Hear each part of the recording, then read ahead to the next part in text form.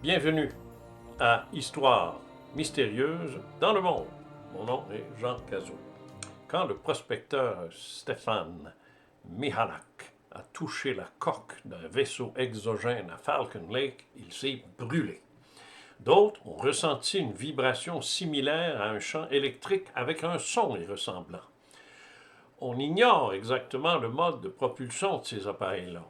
Le dossier évoqué dans mon livre Les ovnis viennent d'un autre monde, chez JMG, parle de la possibilité de l'utilisation d'un liquide ayant une odeur d'éther ou de chloroforme.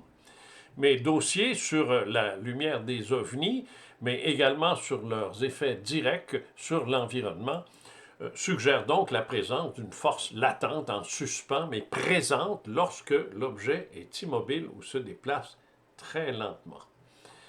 Dans cette histoire extrêmement intéressante, dont je parlerai éventuellement, un couple, après le passage très lent d'un ovni au-dessus de leur tête, des milliers d'insectes ont été retrouvés morts sur les lieux. Voici un autre cas similaire.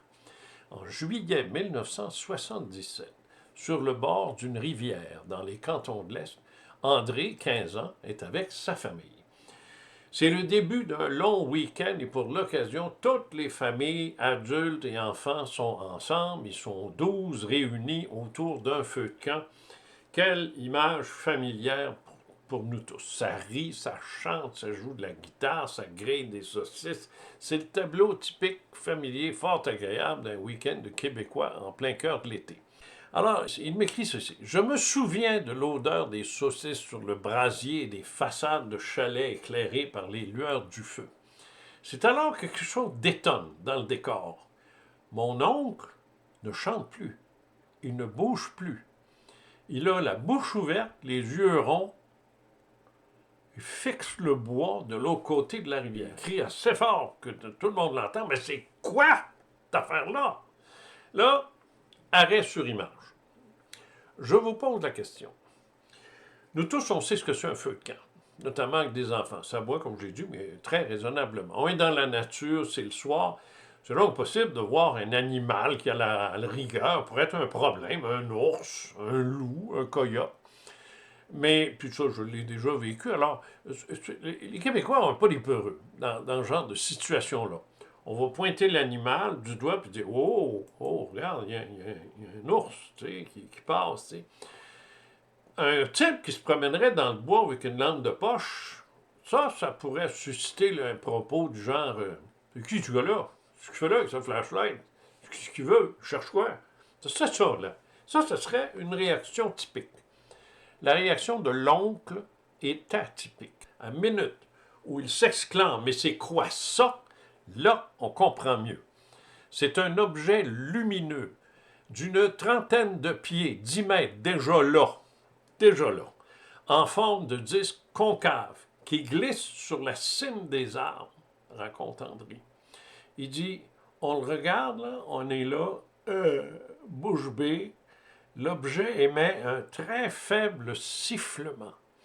Puis il descend, rendu au-dessus de la rivière, parce qu'il descend, là, il est comme une chaloupe.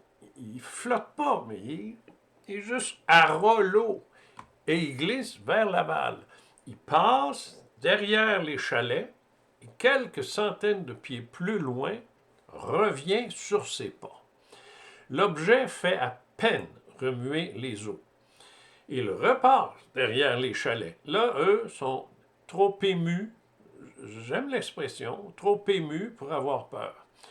Ils ont tous collés les uns sur les autres, les mères avec les enfants, c'est bien clair. Notre entendement, dit-il, est dépassé depuis longtemps. Et là, la chose continue son chemin, s'élève pour se rendre derrière la grange, où elle demeure immobile une dizaine de minutes. On s'entend qu'il n'y a aucune explication alternative relevant de la nature, d'un effet de la nature, de foudre en boule, toutes sortes de niaisages. Là. Il n'y a rien qui explique ça. Pas plus, évidemment, d'un objet physique. Je vous rappelle qu'on n'est pas en 2050.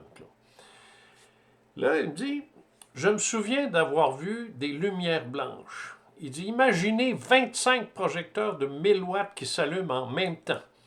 Ça s'élève, puis rendu à 500 pieds, ça part comme une étoile filante. Le lendemain, nous nous rendons derrière la grange, nous ne trouvons rien, sauf des centaines d'insectes partout sur le sol, morts. Nous étions 12, et c'est ça qu'on a vu. Et vous? C'est quoi votre histoire?